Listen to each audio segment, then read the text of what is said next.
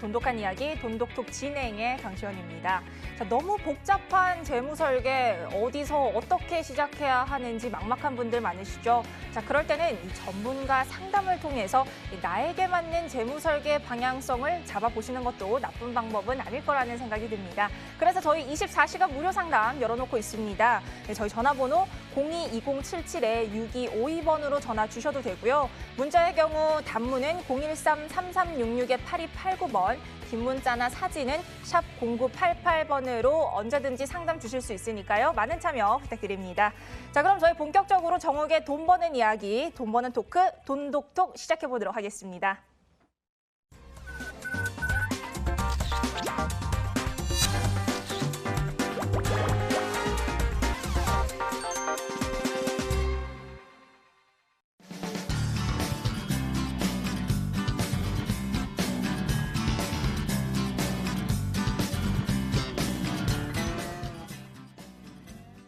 네, 오늘 저희와 함께 이 돈에 대한 독한 토크 나눠주실 분이죠. 재무 전문가 정욱 소장님 스튜디오에 나와 계십니다. 네, 소장님 안녕하세요. 예, 안녕하세요. 네, 반갑습니다. 이렇게 또 저희가 지난주에 만난 이후로 또 일주일이 이렇게 지났는데요.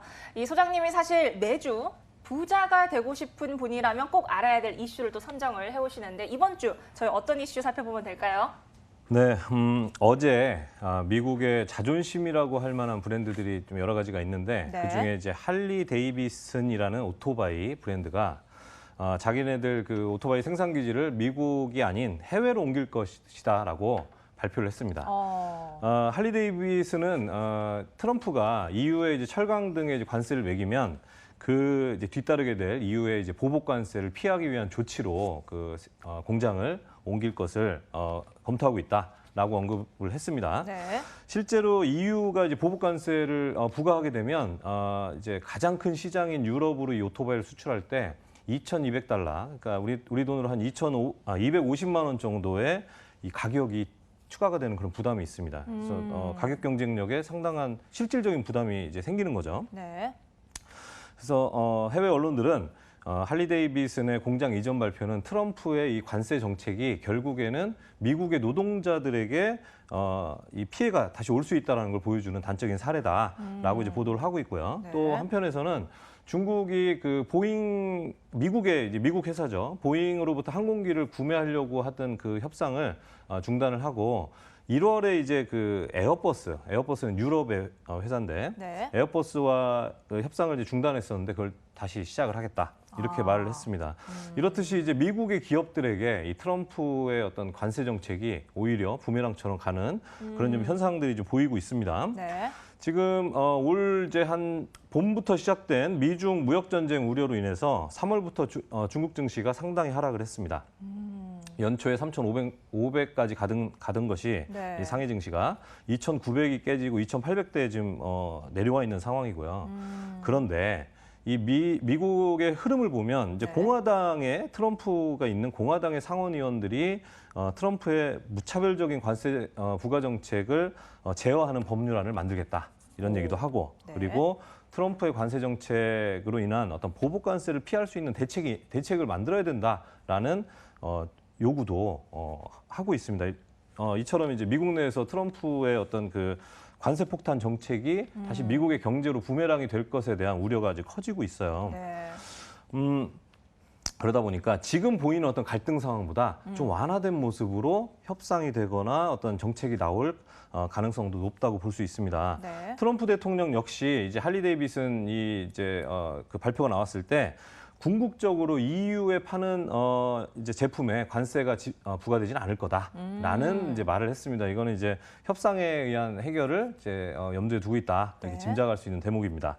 그래서 이제 중국의 실제 관세가 이제 부과될 7월 6일까지는 그러니까 7월 6일 앞두고 지금 이제 미중 간의 지금 물밑 협상이 활발하게 지금 벌어지고 있어요. 네. 그래서 그때까지는 아무튼 이제 우려가 있기 때문에 시장이 이제 불안하고 중국 증시가 좀 약세로 갈 수 있습니다만 뭐 그때까지 이제 그 결과가 어떻게 될지는 알 수 없지만 7월 6일을 어쨌든 지나고 나면 그 협상 결과가 어떻게 되든 간에 어쨌든 변수는 지나간 거잖아요. 그렇죠. 시장은 변수를 싫어하기 때문에 7월 6일이 지나고 나면 이제 사안은 이제 확정이 된 거고 그래서 오히려 시장은 안정을 찾아갈 가능성이 있습니다. 그래서 오늘 드리고 싶은 얘기는 네. 중국 증시 좀 불안하다고 또 제가 지난 시간에도 얘기했지만 뭐 불안하다고 또 팔고 나가고 이제 그러시는 거 별로 좋은 거 아니라는 말씀 좀 드리고 싶습니다. 네. 투자의 기본은 싸게 사서 비싸게 파는 겁니다. 아, 그렇죠.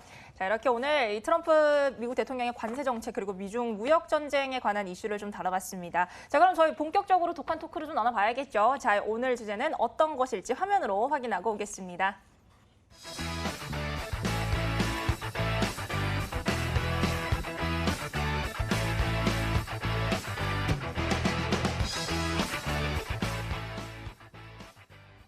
네, 오늘 주제 종신보험의 거짓말 3탄입니다.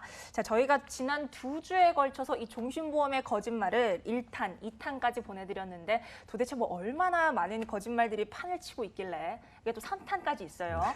네, 저희 오늘 어떤 거짓말들 한번 파헤쳐 볼지 저희 키워드로 먼저 확인을 좀 하고 오겠습니다.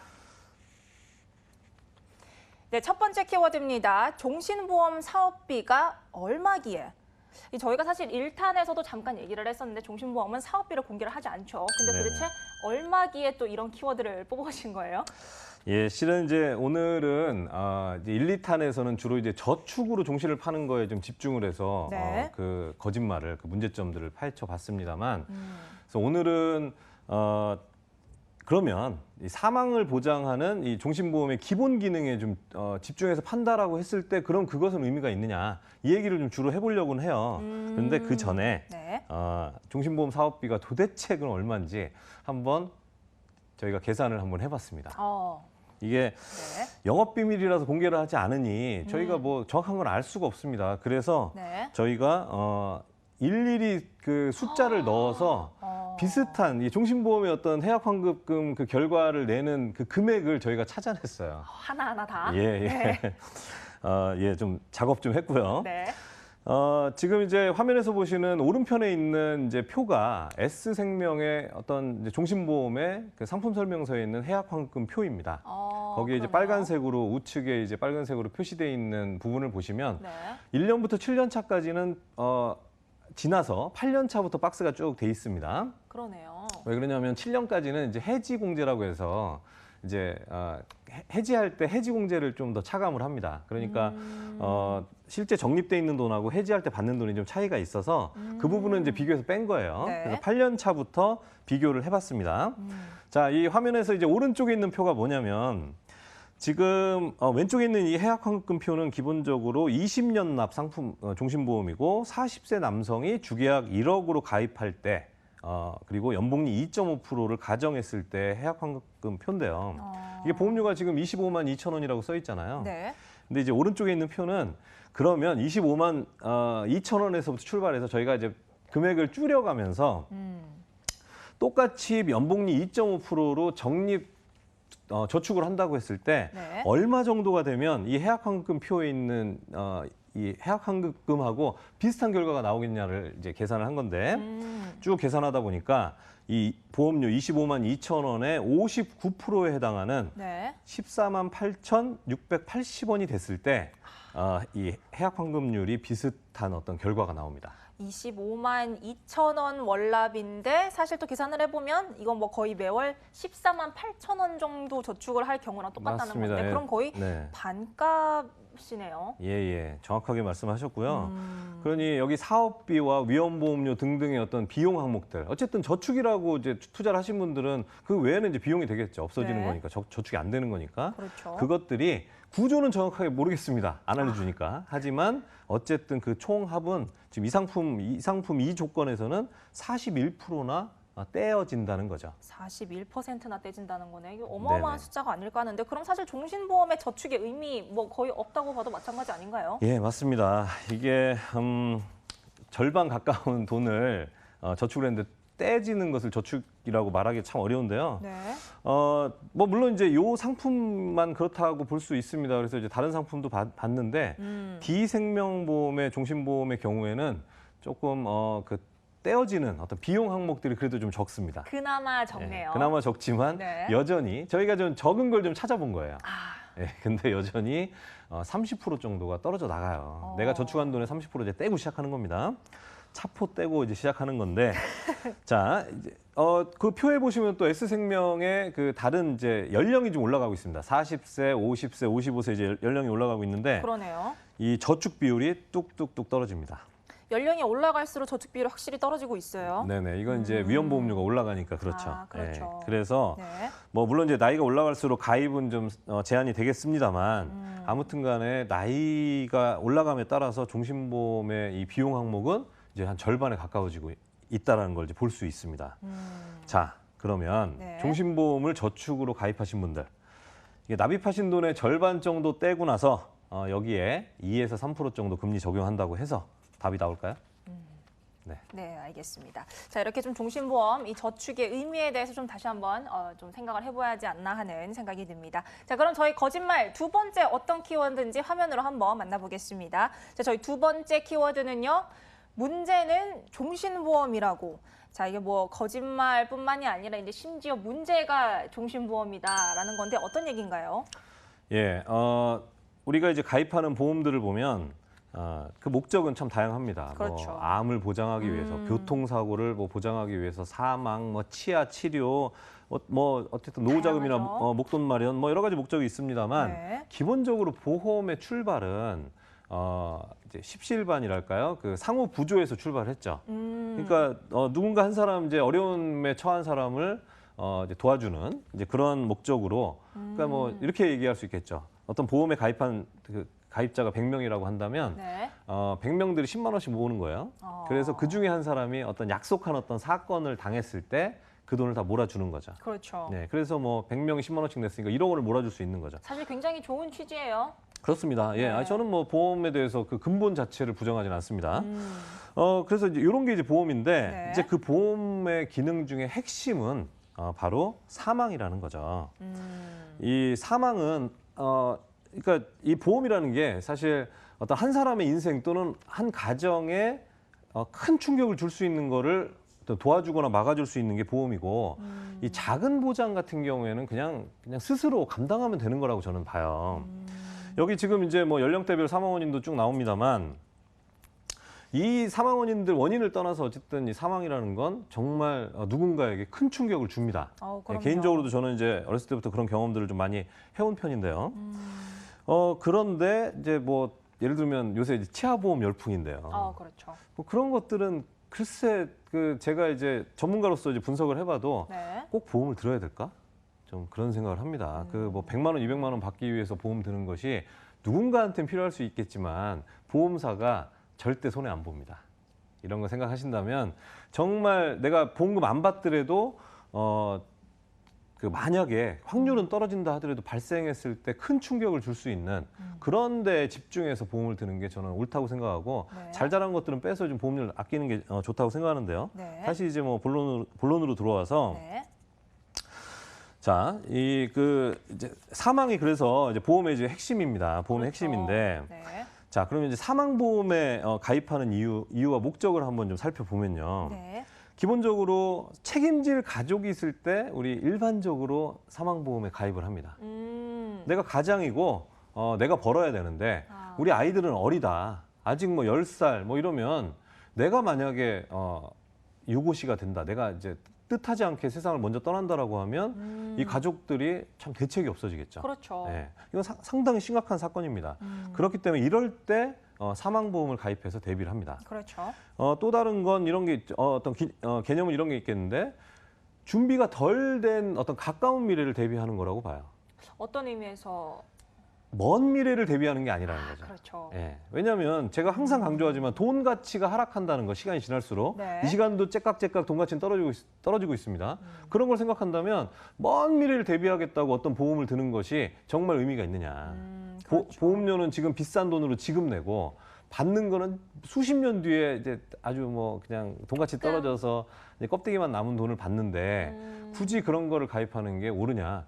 보험은 내가 준비가 안 돼 있는 만약에 내가 이제 사라졌을 때 우리 가족들이 살아갈 어떤 교육을 할 어떤 준비가 안 돼 있는 요 가까운 미래를 위해서 가입하는 거다. 이런 관점을 가져야 되고요. 네. 그리고 또 이제 뭐 그런 분들 계세요.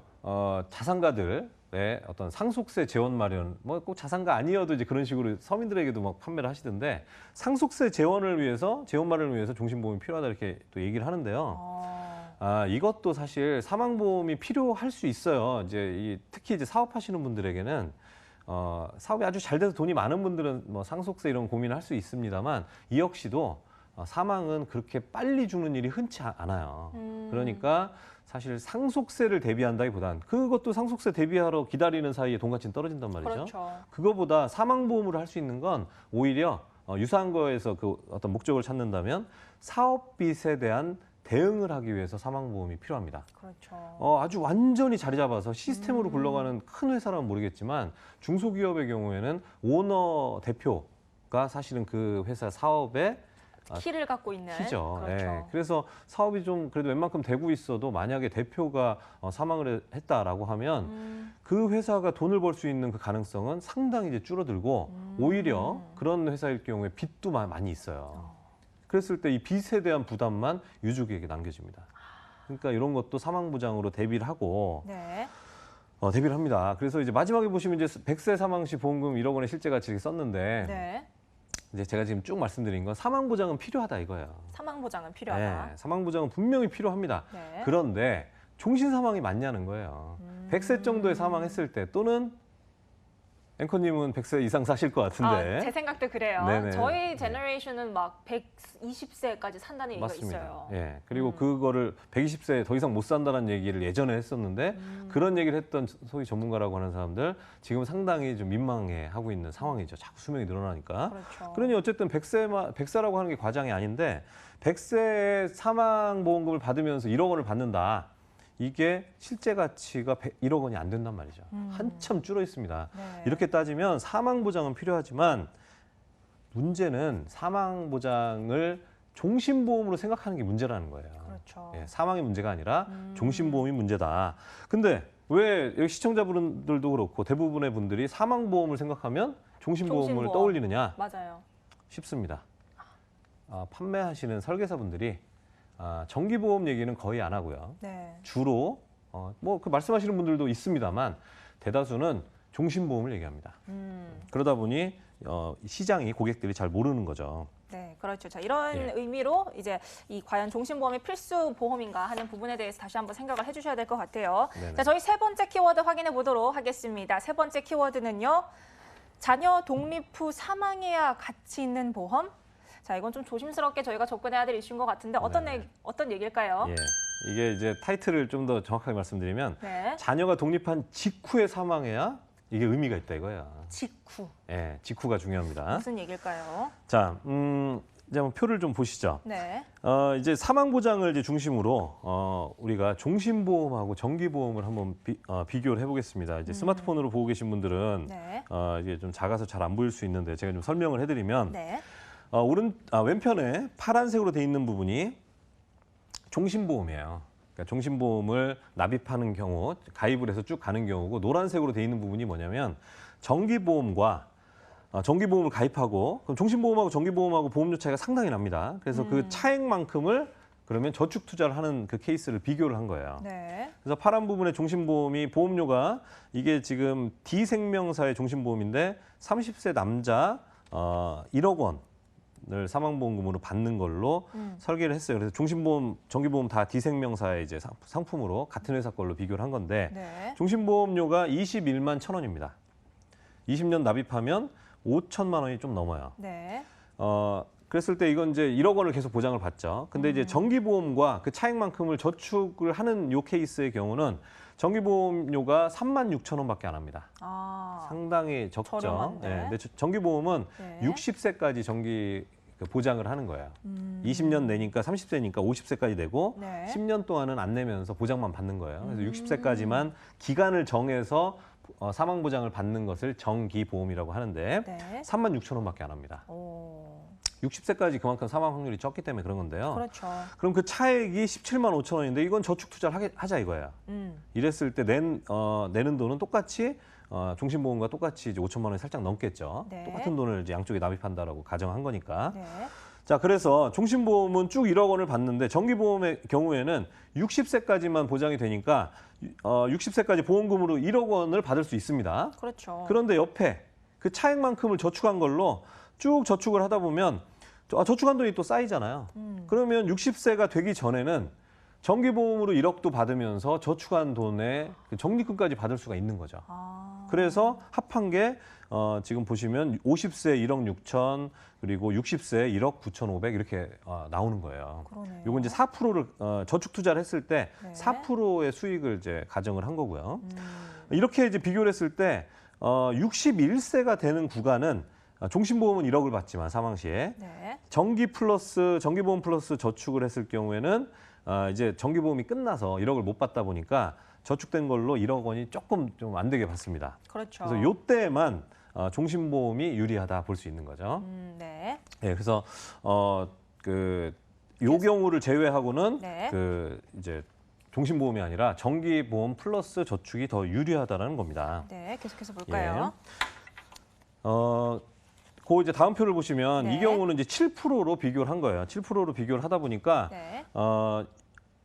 전 기간에 걸쳐서 종신보험이 더 불리합니다. 전기간에 걸쳐서. 네. 정기보험과 저축 투자하는 게 유리한데 심지어는 보시면 이 저축 투자 7%로 하면 90세가 됐을 때는 13억이나 받게 됩니다. 이건 뭐 비교할 가치도 없네요. 예, 그러니 네.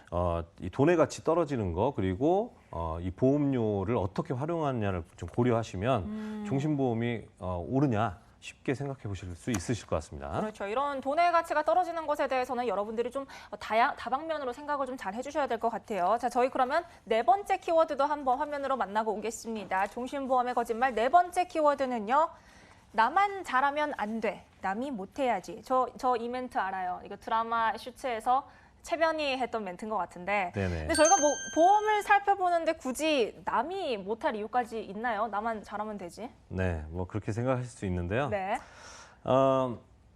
또 표를 보시죠. 네. 이게 지금 일반 종신보험하고 지금 이 코너는 뭐냐면요. 이 키워드는 저해지 종신보험에 대한 말씀 드리려고 하는 거예요.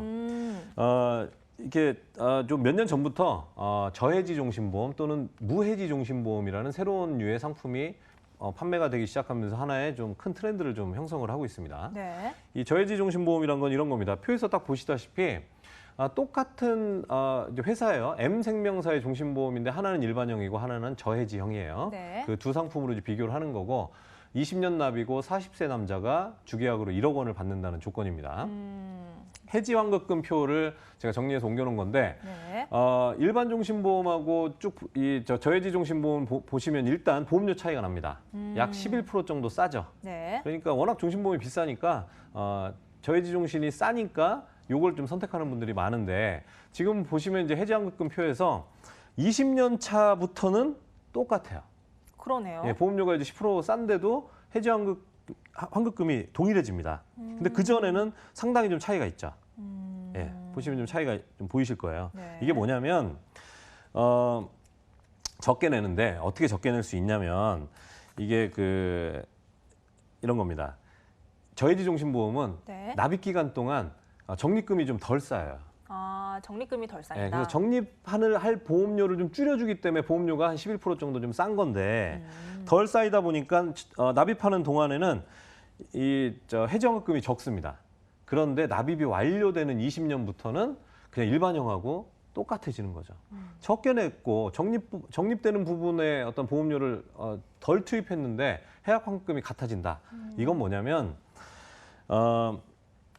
이게 종신보험을 가입하신 분들이 유지를 많이 못하십니다. 상당수가 많이 해지를? 10년이 되기 전에 해지를 하죠. 2005년부터 2015년 10년간의 이 종신보험 해지율을 보면요, 한 74% 정도가 해지를 하십니다. 그러니까 4분의 1 정도만 유지를 10년을 하시고 4분의 3은 해지를 하는 거예요. 4분의 3이 해지를 하면 이거 좀 큰 숫자예요. 상당히 많이 해지를 하는 거죠. 그러니 이게 이런 어떤 그 현실에 착안해서 이거 우리나라에만 있는 게 아니라 원래 일본 선진국에 원래 나왔던 상품이에요. 그러니까 종신보험은 다른 나라도 이렇게 해지율이 아주 낮은 거죠. 그러니까 유지율이 낮은 거죠. 네. 그러다 보니까 거기에 착안해서 해지를 중간에 해버리면 보험사에 소위 이제 낙전 같은 이제 수입이 생기겠죠. 네, 그렇죠. 예, 유지를 안 하니까. 뭐 그동안 열심히 보험료 받았는데 사망 안 하고 해지를 했으니 보험사는 이득이 남습니다. 이걸 가지고 끝까지 유지한 사람들한테 몰아주는 거예요.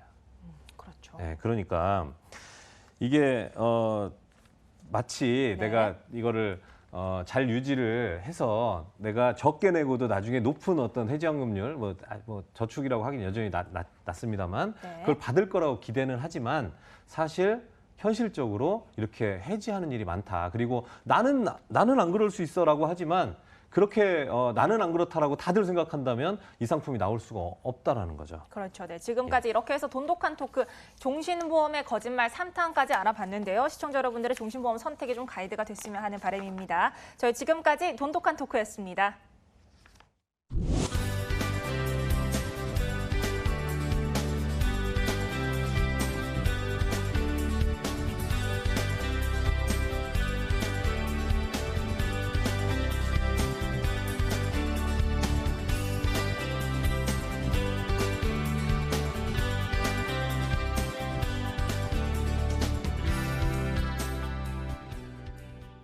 정욱의 돈독한 이야기를 더 돈독하게 만나는 방법.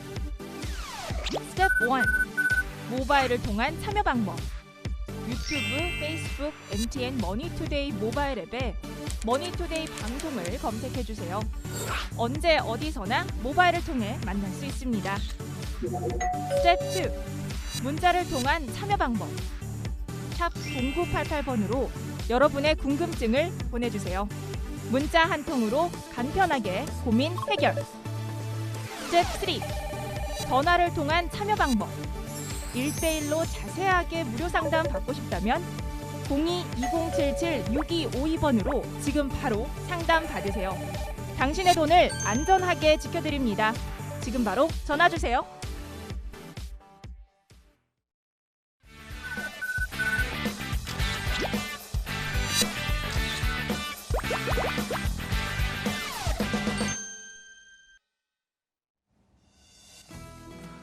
당신을 성공시켜야 성공하는 남자 정욱입니다. 우리나라가 세계에서 가장 빠른 것이 있습니다. 그것은 바로 인터넷 속도가 아니라 고령화 속도입니다.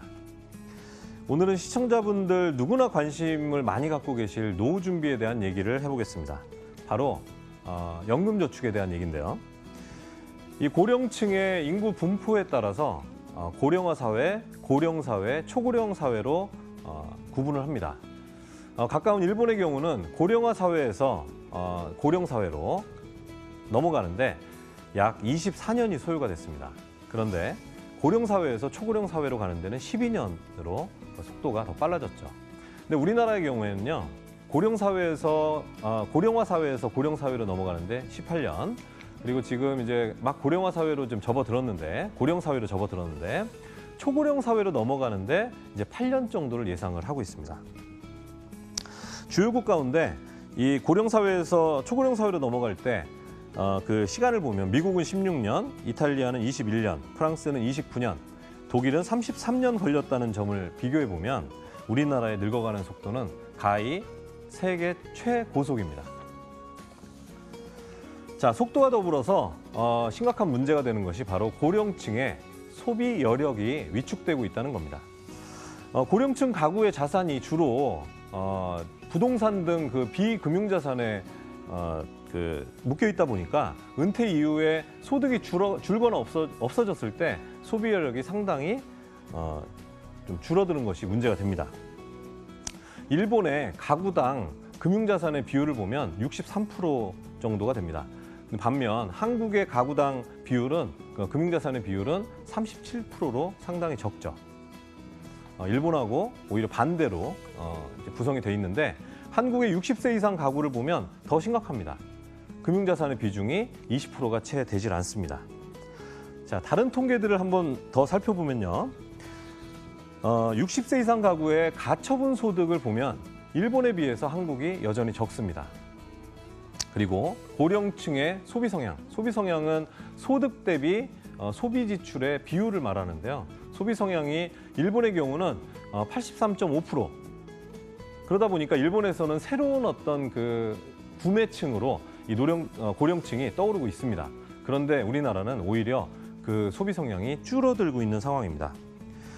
한국은행 역시 우리나라의 고령층은 상대적으로 소득 수준이 낮고 그리고 금융자산에 자산이 형성돼 있는 게 아주 적기 때문에 이 향후에 소비여력이 줄어들 그 위험이 상당히 크다라고 경고하고 있습니다.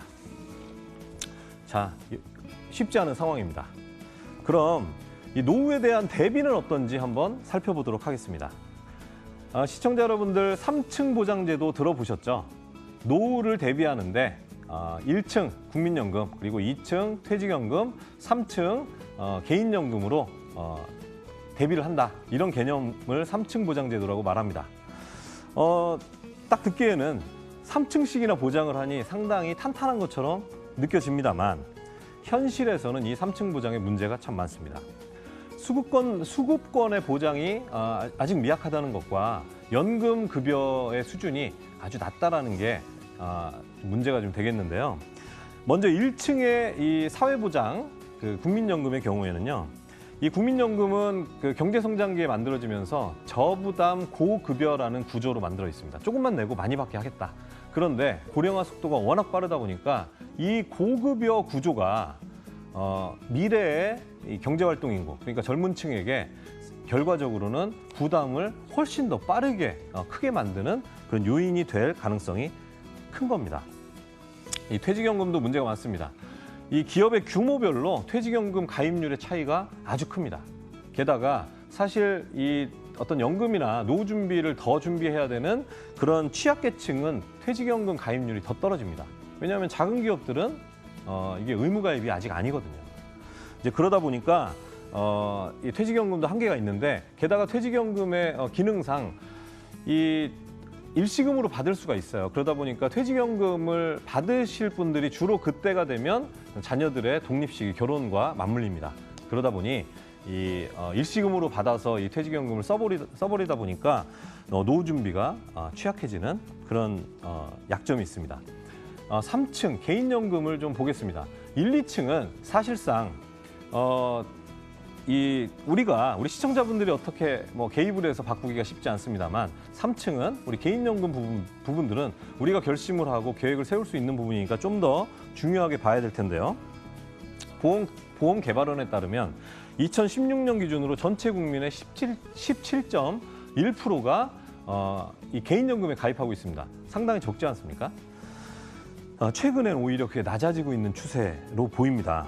특히 한참 경제활동하고 구매력이 높아져야 될 2030 세대의 가입률이 큰 폭으로 하락하고 있다는 게 더 문제인데요. 이 우리나라 내수경기의 현실을 한 단면을 보여주는 것 같습니다. 특히 금액적으로도 개인보험의 이제 수입보험료가 줄어들고 있는 것이 좀 특징적인데 이거는 경기의 문제도 있지만 저축을 해야 될 돈을 종신보험에 저축을 하게 됨으로 인해서 개인연금에 들어오는 이 보험료가 줄어들고 있다는 부분도 주목할 필요가 있겠습니다. 자, 그럼 대표적인 은퇴 상품이라고 할 수 있는 연금저축에 대해서 알아보겠습니다.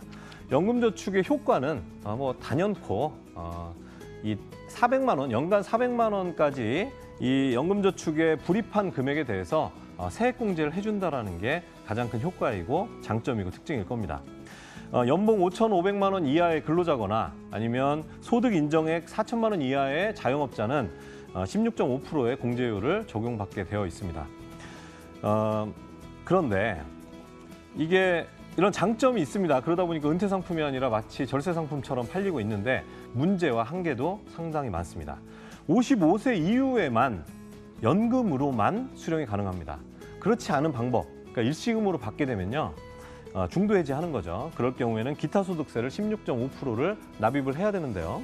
세액공제는 납입하는 돈에 대해서 했지만 이 중도 해지 시의 기타 소득세는 이 공제를 받은 그 금액에다가 운용 수익까지도 포함되기 때문에 더 많은 돈을 토해내야 되는 그런 어떤 단점이 있고요. 사실 이게 이제 절세 상품으로 인기를 얻고 있습니다만 이 세금 부분은 좀 더 좀 뜯어볼 필요가 있습니다. 이 그림에서 보시면 이 연금저축 연간 소득 죄송합니다.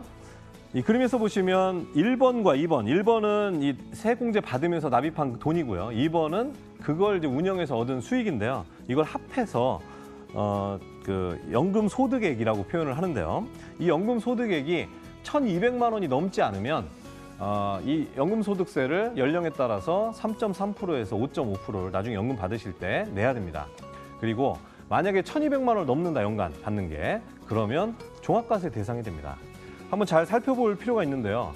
3.3에서 5.5% 연금소득세 작아 보입니다만 이게 세액공제 받을 때는 지금 당장 내는 어떤 금액에 대해서 이렇게 받지만 연금소득세는 오랜 기간 납입을 하고 또 수익을 내서 불어난 금액에 대해서 연금으로 쪼개받으면서 거기에 3.3에서 5.5%를 받는 거기 때문에 사실은 훨씬 더 큰 세금을 내게 될 수도 있습니다.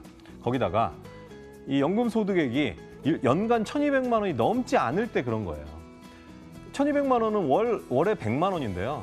지금 계속해서 물가가 올라가고 화폐 가치가 떨어지고 그러면서 자산 가치는 올라가는 이런 어떤 그런 흐름을 봤을 때 향후에 수십 년 뒤에 월 100만 원 연금을 받는 것은 사실 그렇게 어려운 일은 아닐 걸로 보입니다. 그러면 연금소득세를 받는 것이 받는 적용 대상이 되기보다는 종합과세 대상이 되기가 더 쉽다라고 볼 수 있겠습니다. 그래서 이 연금저축을 그냥 절세만 가지고 생각하기에는 허점들이 있다는 걸 잘 보셔야 되겠는데요. 이 밖에 또 보셔야 되는 것이 생각해 봐야 되는 게 연말정산 받은 보너스는 보너스일 뿐이라는 거예요. 얼마나 받으십니까? 이 연말정산 효과로 최대로 받아봐야 66만 원입니다. 66만 원, 물론 큰 돈일 수 있겠지만요. 1년에 한 번 이 돈을 받아서 생애 자산으로 잘 축적되기 상당히 힘들다는 거. 바로 써버리기 십상이라는 거 한번 생각해 봐야 되겠고요. 그리고 절세 이전에 연금저축도 저축 상품입니다. 저축이란 것은 수익률이 중요합니다. 은행, 증권사, 보험사 다 각각의 연금저축 상품을 팔고 있는데요. 그 수익률이 제각각입니다. 그리고 은행과 보험사는 현재 저금리 기조 때문에 이 수익률이 약 2%밖에 되질 않습니다.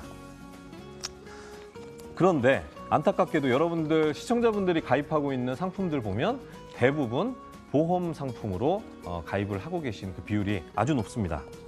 물가는 계속 오르는데 2%, 3% 정도의 낮은 수익을 얻고 있으면 이 인플레이션에 의해서 화폐 가치 하락하는 것을 따라잡기가 어렵습니다.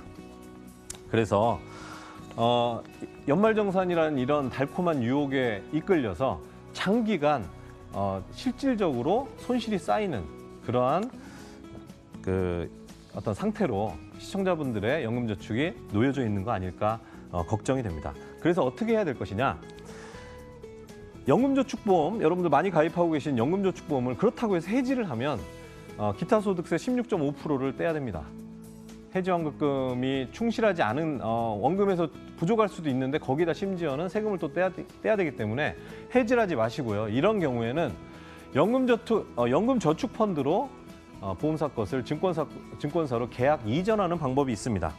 계약 이전 시에는 해지 때와 다르게 기타 소득세를 떼지 않습니다. 보험사에 있는 것을 해지를 해서 증권사의 펀드 상품으로 이제 옮기게 되는 건데요. 이렇게 이전을 하면 좋은 점은 기대 수익률을 높일 수 있다는 점뿐만 아니라 이 기계적으로 월납을 보험처럼 계속 할 필요가 없다라는 게 또 장점입니다. 꼭 필요할 때 투자 효과가 좋다고 판단될 때 아니면 내가 납입할 수 있을 때 금액은 또 자유롭게 납입할 수가 있습니다. 연금저축 펀드는 보험과 다르게요. 그래서 그런 기능을 좀 더 활용을 할 수가 있겠고요. 그러다 보니까 이 월납을 그동안 기계적으로 의무적으로 내오던 월납은 좀 더 효과적인 어떤 그 투자 솔루션으로 월납 투자로 바꾸시고 연말에 꼭 필요하다, 세액공제가 필요하다 올해는 그렇게 판단될 때 이 400만 원을 납입을 해서 세액공제 효과를 보면 되지 않을까 생각합니다. 자, 이상으로 연금저축 펀드, 연금저축을 제대로 보고 만약에 연금저축 보험을 갖고 계시다면 이걸 연금저축 펀드로 옮겨서 기대 수익도 높이고 활용성을 높이는 것에 대해서 알아봤습니다. 좀 더 자세한 어떤 그 문의나 상담이 있으시면 지금 나가는 번호로 전화를 해주시면 아주 더 자세히 상담을 해드리겠습니다. 지금까지 당신을 성공시켜야 성공하는 남자 정욱이었습니다.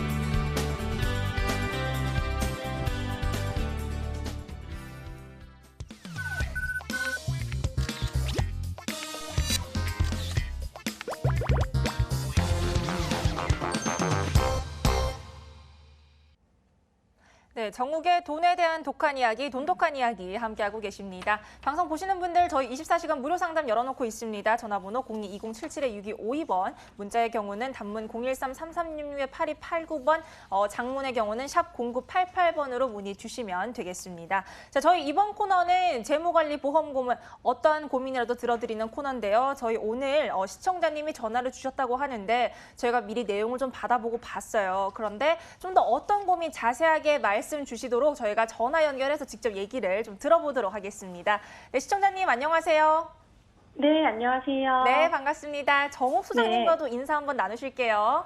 안녕하세요. 네, 안녕하세요. 네, 네. 안녕하세요. 네, 반갑습니다. 자, 오늘 어떤 고민 주셨는지 저희 좀 자세한 얘기 좀 부탁드릴게요. 네. 제가 2013년 6월에요. 네. 교보증명 변액연금보험에 가입해서 지금 매달 50만 원씩 넣고 있거든요. 네. 그런데 해안급금이 이제 80% 교유 넘어서요. 이거 처음에 원금 보장 된다고 해서 가입한 건데 네. 이거 지금 어떻게 해야 할지 모르겠어요. 2013년부터 넣으셨으면 지금 약 5년 동안 넣고 계신 상황인데 좀 손해를 보고 계신 것 같아요. 소장님, 추가 질문이 좀 있으실까요? 예, 좀 몇 가지 여쭤볼게요. 네. 혹시 이 상품 이제 선택할 수 있는 펀드들이 어떤 것이 있는지 좀 아시나요? 이 보험사에서 어떤 이제 서류나 이런 거 온 거 보면 거기 좀 나와 있을 건데. 네, 잠시만요. 네. 여기에 코리아 인덱스 혼합형, 글로벌 인덱스 혼합형, 채권형, 단기 채권형 이렇게요. 네, 딱 네 가지라는 말씀이시죠? 네. 네. 그럼 지금 이 고객님의 변액 계약에 선택되어 있는 펀드는 어떤 펀드로 좀 되어 있습니까? 지금은 코리아 인덱스 혼합형 100%로 되어 있어요. 예. 그러면 가입하실 때부터 쭉 이 펀드로 해오신 건가요? 그건 아니고요. 처음에는 코리아 인덱스였는데 중간에 2016년 초쯤에 채권형으로 바꿨고요. 그러다가 다시 작년 말에 코리아 인덱스로 바꿨어요. 매번 100%씩 하나의 펀드를 이렇게 바꾸셨다는 말씀이시죠? 네. 예. 그러면 이거 펀드 변경은 누구 좀 도움을 받고 하신 건가요? 아니요. 그냥 제가 인터넷 뒤지고 공부해서 바꿨어요. 이 변액을 판매하신 분이 계실 텐데 이 판매하신 분이 펀드 변경 이렇게 해라 그런 안내나 무슨 관리 같은 거 이런 거 좀 안 해주시던가요? 이게 이 가입자들이 사실 하기가 쉽지 않은 거거든요. 근데 지금 그분은 연락 안 되시고요. 회사 그만두신 것 같거든요. 관리자가 모르는 분으로 되어 있고 딱히 연락 받은 건 없고요. 그래서 그냥 제가 했어요. 처음에 채권형은 코스피가 너무 떨어져서 바꿨고요. 그 뒤엔 또 생각 못 하고 있다가 작년에 엄청 올랐잖아요. 그래서 고민하다가 코리아 인덱스로 다시 바꿨어요. 예, 그리고 아까 그 원금 보장된다고 이렇게 들었다 하셨는데 뭐라고 설명 들으셨나요? 자세히 기억 안 나는데 이거 나중에 원금 보장되고 좋은 거라고 그렇게 들었어요. 네, 알겠습니다. 네, 알겠습니다. 시청자님, 저희가 주신 정보 바탕으로 솔루션 제공해 드릴 테니까요. 지금부터는 전화 끊으시고 화면으로 따라와 주시면 되겠습니다. 네, 감사합니다. 자, 소장님, 저희가 미리 받은 자료까지 좀 바탕으로 해서 어떤 솔루션 드리면 될까요? 예, 안타깝습니다. 네. 예, 이게 좀 그 관리도 이제 못 받고 하신 것도 그렇지만 시청자님 지금 펀드 변경해 오신 건 사실상 결과적으로 되게 좀 안 좋은 선택을 좀 해오신 걸로 보여요. 요즘 이제 가입자분들이 본인 이제 계약에 대해서 이 경각심이라고 할까요? 이제 관리를 좀 해야 되겠다 이런 생각들을 좀 많이 좀 하세요. 네. 그러면서 인터넷도 찾고 이렇게 저렇게 이제 방법을 찾고 이제 스스로 하시는 경우가 좀 많은데 사실 이제 대부분의 가입자들이 생업이 있으시잖아요. 그럼요. 그러다 보니까 이제 시장을 분석하고 꾸준히 뭐 적절한 타이밍에 뭐 적절한 어떤 뭐 펀드로 관리를 하고 하는 것이 사실상 제가 볼 때는 불가능합니다. 어렵죠. 예, 예. 네. 어려운 정도가 아니라 저는 거의 불가능한 일이라고 네, 생각해요. 그렇죠. 예. 그래서 이제 이분 같은 경우에 이제 처음에 코리아 인덱스로 시작하셨다고 하는데 이건 나쁘지 않아요. 근데 지금 2016년 초에 이제 한번 바꾸셨는데 이거 아마 2015년 말부터 이제 코스피가 좀 계속 떨어져요. 그래서 그때 아마 이제 겁나서 이제 아까 말씀도 그렇게 하셨는데 아마 그렇게 이제 채권형으로 이제 바꾸셨을 거고. 네. 자, 이미 이제 또 뭐 한참 이제 하락했을 때 이제 바꾸신 건데 이게 하락하기 전에 만약에 미리 채권형으로 바꿨거나 아니면 이미 하락한 상태이기 때문에 바꾸지 말고 그냥 계속 두셨다면 좀 나았을 거예요. 예. 펀드 변경을 좀 많이 하셨어요. 예. 네, 이런 건 안 좋다라는 말씀을 해주신 네네. 건데 그 밖에 또 어떤 거 살펴볼 수 있을까요? 예. 그리고 이게 지금 이게 또 두 번째 바꾸신 게 이제 1년간 쭉 오르는 거 보고 코리아 인덱스로 바꾼 건데 이 역시도 또 반대로 하신 거란 말이죠. 이게 제가 이제 계속 말씀드리지만 투자 쉽습니다. 어떻게 보면 싸게 사서 비싸게 파는 건데 이거를 자꾸 반대로 좀 하고 계신 거예요. 그러다 보니까 자꾸 오히려 이제 손실이 좀 쌓이는 이런 상황이고요. 네. 이게 이제 많은 분들이 이렇게 하고 계세요. 이 시청자분 지금 이제 전화하신 분만 이러시는 게 아니라 대부분이 이렇게 하고 계신데요. 그럼요. 저는 그래서 이거를 사실 판매자분들이 이게 그분들 직업이니까 이분들이 좀 안내를 하고 관리를 해줘야 한다고 생각을 해요. 왜냐하면 이게 일반인들 할 수도 없고 물론 이제 법으로는 해줄 의무가 없습니다. 그렇게 규정돼 있지 않아요. 투자자들에게 모든 책임을 좀 이렇게 주고 있어서 의무는 네. 없지만 이게 관리가 어렵기도 하고 관리 안 하면 손실 가능성이 높다라는 걸 생각하면 사실 이게 그런 거를 이제 판매를 하고 관리 안 한다는 건 저는 이제 도의적으로 상당히 좀 책임이 크다 이렇게 보입니다. 네. 근데 이게 더 문제는요. 이게 제가 사실 이제 그 변액 전문 밴드를 운영을 합니다. 그런데도 불구하고 저한테 이 상품을 맡겨도 좋은 결과를 내드릴 좀 자신이 없어요. 왜 그럴까요? 왜냐하면 이게 펀드가 4종류밖에 안 되잖아요. 이 4종류의 펀드 가지고 네. 시장에 적절히 대응하면서 수익을 내기가 쉽지가 않습니다. 주식형 펀드가 없어요. 다 채권형 펀드 아니면 혼합형입니다. 수익을 내려면 주식형 펀드로 상승기에 지금 대응을 해야 되는데 주식형 펀드가 없으니 수익을 잘 내기가 어렵죠. 그렇죠. 그래서 이 4가지 펀드로는 뭐 지키거나 방어하거나 이런 건 가능합니다만 네. 사실 인플레이션 대응하고 사업비 대응하고 하려면 사실 펀드가 연간 한 5, 6%씩은 좀 수익을 좀 내줘야 돼요. 여기 있는 펀드로는 그렇게 하기가 쉽지가 않습니다. 그렇죠. 저희 또 원금 보장에 대한 좀 고민도 있으셨는데 그 부분은 어떻게 네. 보면 될까요? 가입할 때 이제 어떤 얘기가 오갔는지 알 수 없습니다만 네. 연금보험 상품 이제 변액연금에서 이제 원금 보장이라는 거는 나중에 연금 개시할 때 이게 이제 투자 상품이다 보니까 손실이 날 수도 있잖아요. 네. 그래서 이 연금이란 게 이런 거잖아요. 그동안 쌓인 돈을 이제 그때부터 이제 쪼개주겠다. 이런 게 연금인데 쉽게 얘기하면.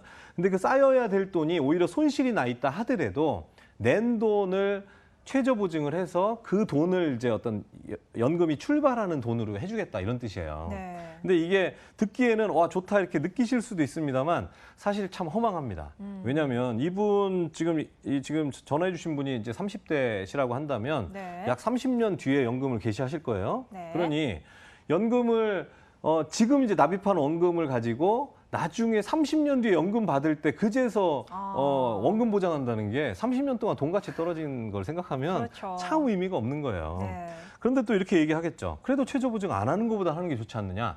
예, 그럴 수 있어요. 근데 세상에 공짜는 없습니다. 그렇죠. 그 별거 의미도 없는 그걸 해주기 위해서 고객들은 많은 어쨌든 그 포기해야 되는 것들이 있다라는 너무 거를 많죠. 생각을 하셔야 됩니다. 이게 네. 시간 관계상 요 정도 말씀드리고요. 네. 결론만 짧게. 예, 네. 그 결론을 좀 말씀드리면 저라면요. 이게 투자는 이제 수익 내자고 하는 건데 이 상품 가지고 어렵다. 전문가인 제가 봐도 어렵다. 네. 그래서 주식시장 뭐 이런 거 고려했을 땐 네. 시청자님 미래를 위해서 이 상품은 안 가져가시는 게 좋겠다 생각합니다. 네, 방송 뒤에 전화로 좀 더 자세한 얘기 들으시길 바랄게요. 저희 매주 화요일 이 시간에 만나볼 수 있죠. 정옥의 돈독한 이야기, 저희가 오늘 준비한 시간은 여기까지입니다. 저희 24시간 무료 상담 열어놓고 있으니까요. 많은 참여 부탁드리고요. 저희는 여기서 인사드리도록 하겠습니다. 지금까지 시청해주신 여러분 고맙습니다.